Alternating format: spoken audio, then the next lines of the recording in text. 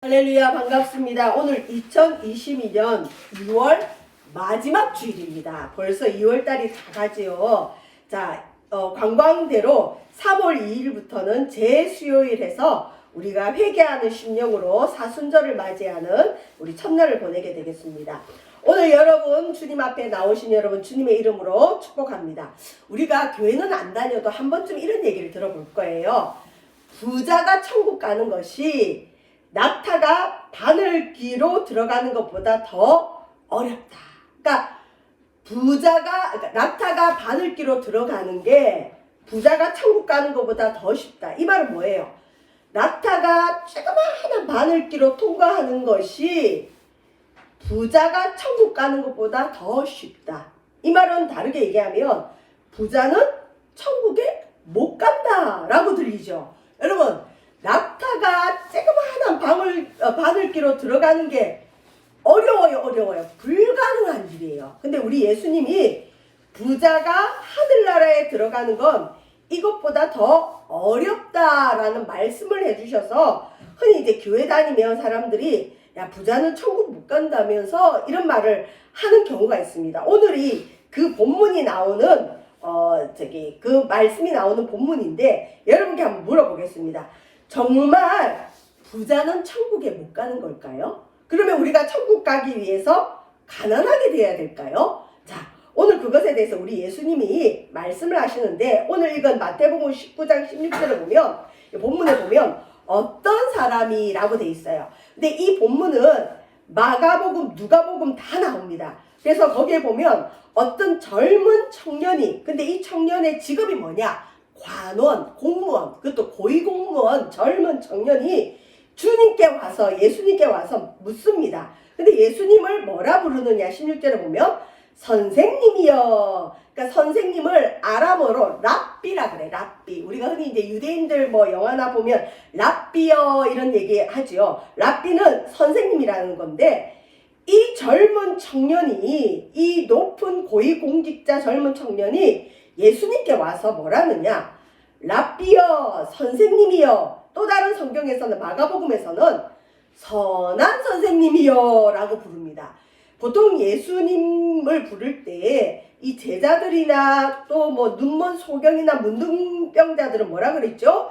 다윗의 자손 예수여 라고 부르든지 아니면 주여 라고 불러요. 이건 예수님을 메시아, 하나님의 아들, 신으로 인정하는 게 바로 주님이여, 다윗의 자손 예수여 이렇게 부르는데 이 사람은 예수님께 왔긴 왔는데 예수님을 부르는 호칭이 좀 다릅니다.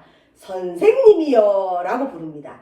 여러분, 이 땅에 많은 사람이 예수님께 올 수 있어요. 교회 안에도 수많은 사람들이 있어요. 근데 그 사람들에게 물어보면 당신에게 예수님은 누굽니까? 라고 물어보면 아마 대부분의 사람들은 예수님은 전에 베드로가 고백한 것처럼 주는 그리스도시요 살아계신 하나님의 아들입니다. 나의 하나님입니다. 나의 주님입니다. 고백하는 사람이 있는가 하면 또 어떤 분은 그냥 제가 궁금해서 한번 교회 다녀보는 거기 때문에 나는 아직 예수님이 누군지 모릅니다. 아니면 또 어떤 분은 그럴 거예요. 소크라테스나 부처님처럼 4대 성인 중에 우리가 학교 다닐 때 배우죠. 도덕 시간에 예수가 누구냐? 4대 성인 중에 그냥 한 사람입니다. 그래서 아이들 위인전에도 보면 예수님 위인전이 있어요. 그러니까 4대 성인 중에 한 사람입니다 라고 고백하는 사람도 있어요. 근데 여기 젊은 청년도 예수님께 와서 뭐라 그러느냐? 선생님 그래요. 그리고 마가복음 10장에는 선한 선생님, 예수님을 부르긴 부르는데 선한 선생님이여 라고 부르면서 뭐라고 하느냐? 내가 무슨 선한 일을 하여야 영생을 얻겠습니까? 자, 이 젊은 청년이 젊은데 무엇에 대한 관심을 가지고 왔느냐? 도대체 내가 어떤 착한 일을 해야, 어떤 선한 일을 해야 영원한 생명, 영생을 얻겠습니까? 실은 우리는 젊을 때는 영생이라는 말이 와닿지 않아요. 앞으로 살 날이 많기 때문에 이제 노인층이나 되어야 영생이나 구원에 대해서 관심을 가질 것 같은데 이 젊은이는 무슨 복을 받았는지 젊은 사람이 예수님께 와서 내가 무슨 선한 일을 해야, 내가 무슨 일을 해야, 내가 어떻게 해야 영생을 받을 수 있습니까? 그 유대인들에게는 영생의 이 사상이 있었어요. 자, 근데 17절에 보면 예수님께서 동문서답을 하세요. 동문서답. 내가 뭘 해야 영생 얻습니까? 이랬더니 예수님이 먼저 뭐라고 하시느냐? 17절에 어찌하여 너는 나에게 선한 일을 내게 묻느냐? 선한 이는 오직 한 분이시니라. 자, 이 말은 뭐냐면 또 마가복음 10장에 보면 왜 너는 나보고 선하다고 하느냐? 선한 분은 하나님 한 분뿐이다. 예수님 이 말을 해요. 여러분, 예수님이 선하지 않나요? 선해요. 이건 뭐냐면 이 젊은 청년이 가지고 있는 인간에 대한 생각을 바꿔주시는 대답이에요. 자, 선한 선생님 하면 인간이 노력해서 선해질 수 있다는 걸 인정하는 거예요. 그러니까 예수님을 이 사람은 선생으로 불러요. 신으로 부르는 게 아니에요. 그냥 예수님을 한 훌륭한 인간으로 부르는데 그 앞에 선하다는 말을 붙이니까 예수님이 얘야 그건 틀렸다. 네가 나를 일단 잘 모르구나. 자, 근데 이 땅의 랍비들이 아무리 선한 일을 해도 선생은 절대 선할 수 없다. 여기서 선하다는 건 여러분 행위적인 선함을 뜻하는 게 아니라 존재론적인 선함이에요. 존재 자체가 선한 분. 여러분 이 땅에 존재 자체가 선한 분은 행위가 아니라 존재 자체가 선한 분은 하나님 한 분뿐입니다. 근데 만약 이 젊은 청년이 예수님께 선한 주님이시여 했으면 맞는 말이에요. 예수님은 죄가 없기 때문에 선하세요. 그분은 하나님과 삼위일체 하나님이기 때문에 그분이 곧 하나님이에요. 그래서 예수님의 수식어 앞에 선한 예수님, 선한 주님, 선한 메시아, 선한 주님이시여 하면 맞는 말이지만 이 젊은 청년은 뭐부터 틀리느냐? 예수님 존재조차부터 잘못 알고 있는 거예요. 그러니까 선생님이라고 부르면서 선한 선생님, 마가복음 10장에 여기서는 또 선한 일을 하면 영생을 얻는다라는 생각으로 선하다는 얘기를 하니까 예수님이 어떻게 보면 선하다는 말이 틀렸다고 딱 집어서 그 청년에게 얘기를 해주는 거죠. 자, 그러면서 우리 예수님이 이 젊은 청년은 영생에 대해서 물었는데 예수님은 내가 생명에 들어가려면 계명들을 지켜라. 네가 나에게 선한 일을 묻느냐? 네가 생명에 들어가려면 너 계명을 지켜라 그랬어요. 유대인들에게 계명은 10계명을 뜻하거든요. 18절에 보면 이 젊은 청년이 뭐라느냐? 아, 예수님 어느 계명입니까? 선생님 어떤 계명입니까? 예수께서 이르시되 자, 살인하지 말라, 간음하지 말라, 도둑질하지 말라, 거짓 증언하지 말라. 또 그 다음에 19절에 보면 내 부모를 공경하라, 내 이웃을 내 자신과 같이 사랑하라 하신 것이니라. 여러분 10계명이 모세가 시내산에서 받은 하나님의 계명이죠.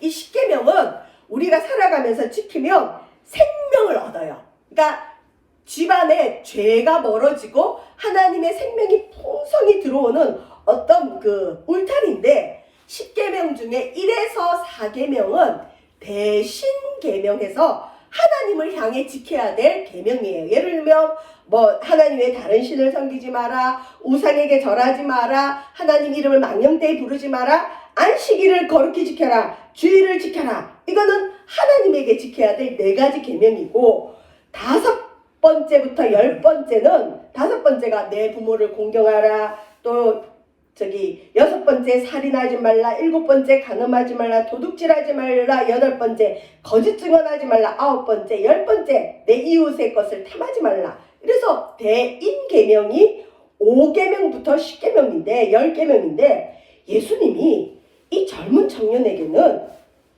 1에서 4계명을 얘기를 안 해요.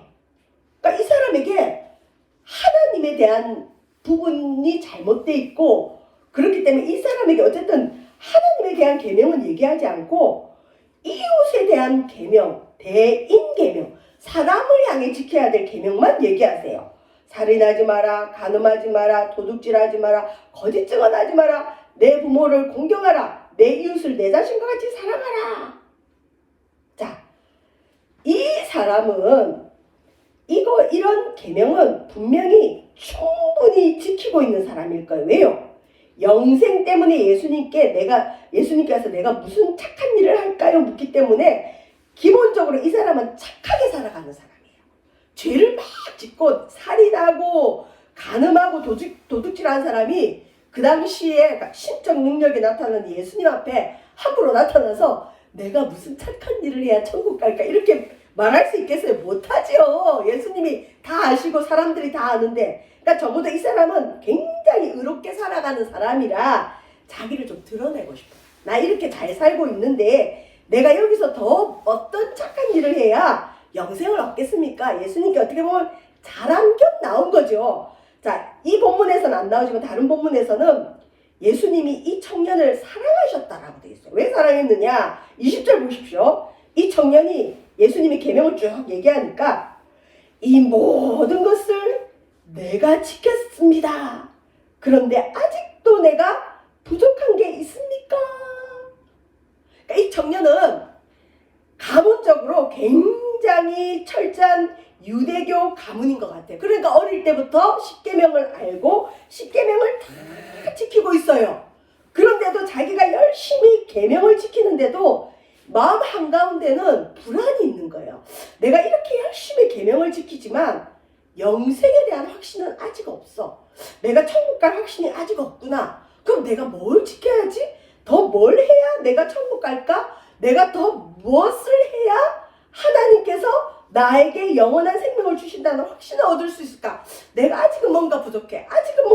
해서 자기 부족함을 채우려고 예수님께 왔어요. 근데 예수님이 그걸 잘 아시고 계명을 얘기하니까 예수님 내가 이거 다 지켰어요. 근데 이거 다 지켰는데도 내게는 영생의 확신이 없어요. 내가 천국 갈 확신이 없어요. 뭔가 부족한 것 같아. 뭔가 2%가 부족한데 그 2% 부족한 것 예수님께 얻으러 왔어요. 예수님 나에게 있는 그 2% 부족한 게 뭐예요? 이 땅에 그런 사람들 많아요. 나는 굉장히 착하고 완벽하고 나 같은 사람이 있으면 나와봐라 그래. 법 없이도 산다. 때로는 남자분들이 무슨 예수를 믿냐 내 주먹을 믿고 산다 이런 분들이 있어요. 근데 그런 분들조차도 해결하지 못하는 문제가 하나 있죠. 죽음 문제. 이 땅의 모든 걸 다 누려도 인간은 이 죽음의 문제, 심리학적으로는 이 죽음의 병, 이걸 못 이기는 거예요. 그러니까 완벽해지고 싶은 마음에 죽음 문제를 해결하려고 예수님께 나온 거죠. 이걸 흔히 구도자적인 삶이라 그래요. 그러니까 요즘 사람들이 뭐 요가를 하고 또 힌두교도들 또 수행하는 분들 보면 영생에 대한 확신을 얻고 싶은 거예요. 죽음의 문제, 죽음에 대한 불안을 극복하고 싶어서 고행을 하지 않나. 자, 근데 이 젊은 청년은 자기가 영생에 대한 확신이 없는 거예요. 계명을 열심히 지키는데도 죽음 문제가 극복이 안 되는 거예요. 그래서 이 부족한 2%를 알아보려고, 채워보려고 예수님께 왔죠. 예수님이 그 사람의 살아간 중심을 너무 잘 아는 거예요. 그러니까 이 청년이 예수님께 뭐라 그러느냐? 내가 이거 다 지켰어요. 근데 내가 뭐가 부족해서 영생에 확신이 없죠? 뭐가 부족해서 내가 죽음 문제 해결 못하죠? 내가 부족한 게 뭡니까? 예수님께 물어요. 예수님이 이 사람을 대하는 방법이 조금 다른 사람 대하는 방법하고 틀려요. 왜냐하면 이 사람은 자기 의가 굉장히 강한 사람이에요. 잘났다는 거죠. 내가 가진 것도 많고 가진 것 많은 사람 치고 나는 아직 젊고 나는 의롭게 살아왔어. 근데 나는 죽음 문제가 해결이 안 돼. 이것만 해결하면 내가 살 것 같은데 내가 뭔가 부족해. 나는 뭔가 부족해. 나는 죄인입니다가 아니라 나는 완벽한데 조금 부족해. 그 부족한 걸 채우기 위해서 이 청년은 늘 관심을 가지고 귀 기울이고 그걸 찾아 헤매는 거예요. 그걸 본 예수님이 아시고 21절 볼까요? 자, 예수께서 이르시되 네가 온전하고자 할진대. 보세요. 그 청년 마음을 잘 알죠? 청년이 내가 어떻게 해야 구원을 얻겠습니까? 라고 물었으면 이런 말을 안 했을 거예요. 이 청년은 구원, 자기가 죄인 이런 개념이 없어요. 자기가 더 완벽해지려는 그 마음을 주님이 아시고 네가 그렇게 온전해지고 싶으냐? 그래, 너 이제까지 잘 살아왔다. 계명도 다 지키고 너 정말 계명에 흠이 없구나. 계명 다 지키는 유대인들 많아요. 근데 예수님이 네가 그렇게 온전해지고 싶으면 예수님이 너 부자지 이 말은 안 했지만 부자인 줄 아시죠? 네 소유를 팔아. 네 재산을 팔아서 가난한 자들에게 주라. 그리하면 하늘에서 보화가 네게 있을 것이다. 그리고 와서 나를 따르라. 이 사람의 허점을 찌른 거죠. 이 사람이 만약 가난했다면 계명 다 지킬 수 있을까요? 여러분, 가난이 죄는 아니지만 죄에 노출이 돼요.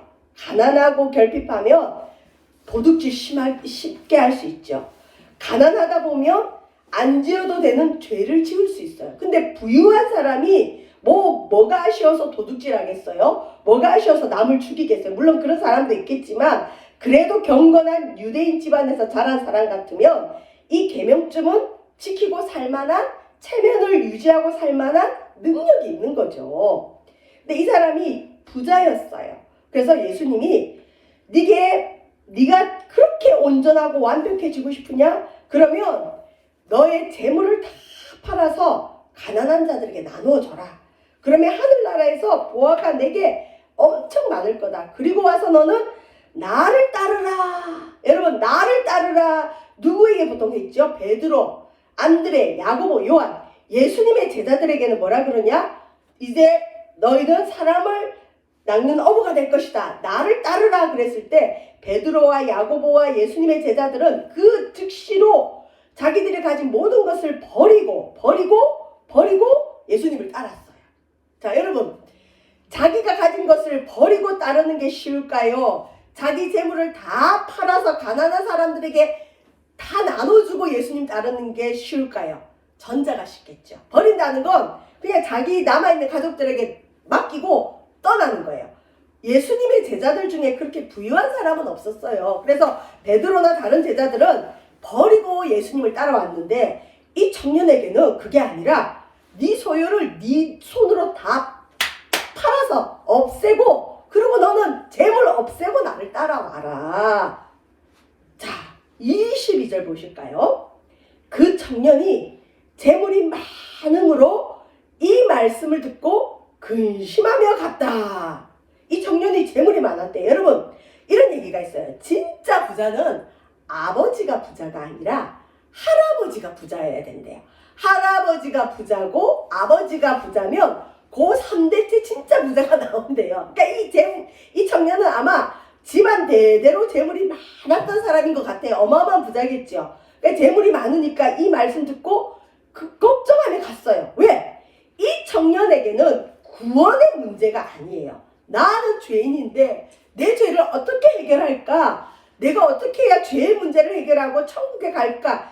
이거였으면 예수님께 다른 질문을 했을 텐데 이 청년은 율법도 잘 지켜요. 주변에서 칭찬도 많이 들어요. 소위 말하는 요즘 사람들 말처럼 엄친아예요. 엄마, 친구, 아들. 부족할 게 없어요. 그런데 이 사람은 죽음 문제, 영생 문제 해결하고 싶어서 자기 부족함을 채우려고 예수님께 왔더니 예수님이 부족한 걸 채우는 방법 중에 자기의 재산을 다 팔아서 가난한 자들에게 주고 예수님 따르라 그러니 이 사람이 근심이 엄청 되죠. 그냥 죽음 문제 조금 해결하려고 왔는데 예수님이 자기 재산 다 팔으래요. 절대 안 하죠. 절대 할 수가 없죠. 자, 그러니까 예수님이 그 청년이 돌아가고 난 뒤에 이제 제자들에게 따로 얘기를 합니다. 23절에 보면 예수께서 제자들에게 이르시되 내가 진실로 너희에게 이르노니 부자는 천국에 들어가기가 어려우니라. 여러분, 부자가 천국에 들어가기 어려운 이유는 아까 이 젊은 청년처럼 부자는 누리는 게 많아요. 그래서 죄를 짓는 것도 약해요. 그러니까 천국은 이 부자에게 있어서 조금 부족한 부분이지 절대적인 게 아니에요. 그러니까 부자는 어떻게 표현하냐면 이 세상 살아갈 때 가난한 마음이 아니에요. 우리 마태복음 5장의 산상순에 보면 복 있는 사람 팔복에 나눌 때 심령이 가난한 자는 복이 있나니 천국이 저희 것이며 그랬죠. 여기서 가난은 절대적인 가난한데 특별히 마음이 가난한 자는 복이 있는데 천국이 저들의 것이다. 부자는 마음이 가난하지 않아요. 난 많아. 많아서 누릴 수 있고 다른 사람에게 나눠줄 수 있고 난 착한 일도 할 수 있어. 나는 넉넉해. 부자들은 이 땅에서 하나님의 은혜가 아니면 가난한 마음이 되지 않아요. 근데 정말 현실적으로 또 가난한 분들은 야, 살아도 지옥이고 죽어도 지옥이고 또 나는 보니까 나는 죄인인데 나는 어디서 구원을 얻을까? 그래서 아무래도 이 땅에 좀 절대적인 가난한 자들이 마음도 쉽게 가난해질 수 있어요. 물론 실질적으로 가난하다고 해서 그 사람이 마음이 가난하지 않은 사람도 있지만 대부분은 현실적으로 좀 가난해야 뭔가 힘들어야 주님을 찾는 게 우리 인간의 마음이에요. 자, 그러면서 우리 예수님이 다시 너희에게 말하노니 낙타가 바늘기로 들어가는 것이 부자가 하나님 나라에 들어가는 것보다 쉬우니라. 여기서는 낙타라고 되어 있지만 그 유대의 속담에는 코끼리. 여러분, 낙타는 등에 이렇게 짐 같은 이걸 갖고 있죠. 그러니까 이거를 이제 어떻게 하냐, 부자들은 그 재물을 머리에 이고 등에 이고 가기 때문에 바늘기로 못 들어간다 이런 표현을 쓰기도 하고, 코끼리가 바늘기로 들어간다고 생각해 보세요. 불가능한 일이에요. 이 땅에 부자들, 특별히 물질적인 부자뿐만 아니라 마음의 어떤 그 가난함이 없는 자, 자기 자신에 대한 부족함을 못 느끼는 자들, 나는 이것도 잘하고 저것도 잘하고 이것도 잘합니다 하는 사람들은 천국에 가기가 힘들다는 거죠. 꼭 물질만을 뜻하는 게 아니라 그 물질이 가져다주는 여유가 자기가 죄인이라는 걸 인식하지 못하고 자기는 넉넉하고 자기는 뭘 잘하고 있는데 여기서 조금 더 잘하려고 하나님을 찾는 자들은 천국에 못 간다, 이 얘기죠. 자, 그 다음에 그랬더니 제자들이 25절에 제자들이 듣고 몹시 놀라 이르되 그렇다면 누가 구원을 얻을 수 있습니까? 보세요. 우리 예수님은 이 귀한 얘기를 부자에게 직접 안 해줘요. 부자 떠나고 난 다음에 남아있는 제자들에게 얘들아, 부자 천국 가기 힘들어. 젊은 그 청년에게 탈에 앉혀놓고 부자 천국 가기 힘들어. 너 그 재물 팔아라. 이랬으면 좀 다를 텐데 우리 예수님은 그 부자에게 이런 말 안 하고 제자들에게만 이 말을 해요. 그러니까 이 제자들은 질문을 제대로 하죠. 질문을 제대로 해요. 누가 구원받습니까? 구원. 이거 그럼 누가 구원받을 수 있죠? 그랬더니 우리 예수님이 드디어 하나님에 대한 얘기를 해줘요. 그 젊은 청년에게는 하나님에 대한 얘기가 없어요. 왜? 이 사람은 자기 의가 강하거든요. 내가 무엇을 해야? 내가 무엇을 해야? 내가 무엇을 해야 영생 얻습니까? 예수님이 내가 하는 이 부자에게는 하나님 얘기를 할 수가 없는 거예요. 여러분, 언제 하나님 앞에 꼬꾸라지느냐? 내게 없어져야 꼬꾸라져요. 그걸 아시고 주님이 그 부자에게 있는 프라이드, 자존심, 자존감, 부자의 전부인 재산 버리고 너 나를 따라와라. 예수님 제자로 부르는데 이 사람은 그 기회를 자기가 버렸어요. 자, 근데 이 제자들은 내세울 게 없는 사람들이에요. 소위 말해서 그 당시에 그냥 하층민이고 부족한 사람들이고 평소에도 부족했고, 베드로 같은 사람은 진짜 실수가 많아요. 부족한 게 많으니까 이 사람들에게는 하나님 얘기를 해줘요. 우리가 그럼 어떻게 구원을 받지요? 그랬더니 사람으로는 할 수 없으나, 아까 그 젊은 청년은 영생의 문제, 구원의 문제를 누가 하려고 그랬죠? 자기가 내가 무엇을 해야 영생을 얻을까? 내가 하니까 주님이 그 사람한테는 하나님 얘기를 안 해주셔요. 근데 이 제자들에게는 사람으로는 영생이나 구원할 수 없다. 근데 누가 할 수 있다? 하나님은 다 할 수 있다. 부자가 천국 가기 힘들지만 사람으로는 안 돼. 하나님이 할 수 있어. 하나님이 할 수 있어. 자, 이때 또 우리의 열심 있는 베드로가 제일 먼저 나서서 뭐라고 하느냐? 주님, 27절에 보소서. 주님 앞에 이 젊은 청년이 내세우듯이 이 베드로도 내세우는 거예요. 뭘 내세우느냐? 이 젊은 청년은 실은 자기 의를 드러냈어요. 내가 무엇을 해야 영생을 얻겠습니까? 계명 지켜라. 예, 나 그거 다 지켰어요. 계명 지켰어요. 내세우죠. 근데 이 베드로가 젊은 청년은 자기가 그렇게 의롭게 산 걸 내세웠지만 우리는 이걸 내세웁니다. 그리고 예수님께 내세우는 게 있어요. 뭘 내세우느냐? 우리가 모든 것을 버리고